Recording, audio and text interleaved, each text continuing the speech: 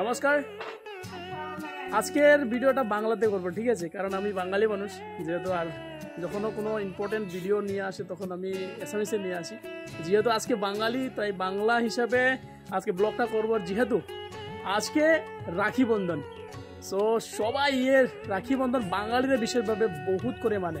So আজকের ভিডিওটা বাংলাতে হবে, আর যারা যারা বাঙালি তারা আমার এই ভিডিওটাকে লাইক করবেন, কমেন্টস করবেন, পারলে একটা শেয়ার করবেন। যেহেতু আজকের ব্লগিংটা শুধুমাত্র আমাদের ফ্যামিলি মেম্বারকে নিয়ে হবে, সো দেরি না করি ভিডিওটা স্টার্ট করি। তো ফাইনালি দেখুন, আমরা এই ছোটো মোটো ঘরটাতে বসবাস করি, ঠিক আছে? যেখানে নাকি আমরা দাদা, ভাই, বোন সবাইকে নিয়ে, বোন তো নাই, বোনগুলো বিয়ে দিয়ে দিয়েছি। সো আমরা দেখুন ছোটো মোটো একটা ঘর, কারণ এর আগে আমাদের ঘর ছিল, ঘর 2021-এর লাস্টে, 21 না বদি 19-এর লাস্টে আমাদের ঘরটা জ্বলে গিয়েছে। সো শুধু ঘর জ্বলেনি, ঘরের সাথে আমাদের যত জিনিস ছিল সব জ্বলে গেছে।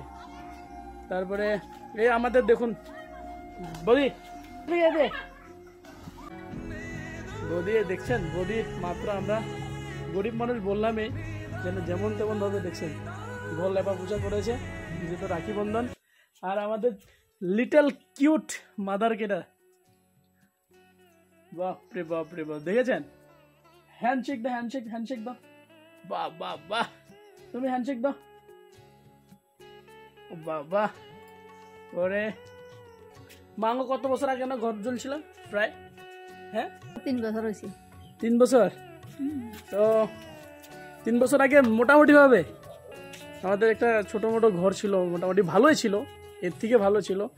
তো আমাদের যেটা অবস্থা সেটা হয়তো যারা সোশ্যাল মিডিয়া ইউজ করেন অনেকে নিউজও দেখেছেন আমাদের ঘর জ্বলার। সো তাই আমরা ঘর এখন পর্যন্ত বানাতে পারিনি।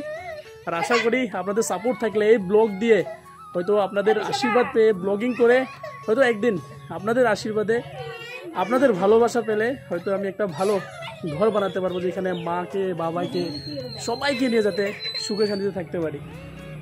তো বাকি আজকের ভিডিওটা 12টা-1টা বাজে আমরা সব ভাই মিলে লঙ্কা যাব। তো লঙ্কা গিয়ে আজকের রাখি বন্ধনে কিছু দৃশ্য আপনাদেরকে দেখাবো, ঠিক আছে? আর সঙ্গে আমাদের বোন দুজন আছে, দিদি মানে আমার বোন তো না, দিদি। তো দিদিদের সাথে পরিচয় করিয়ে দেব।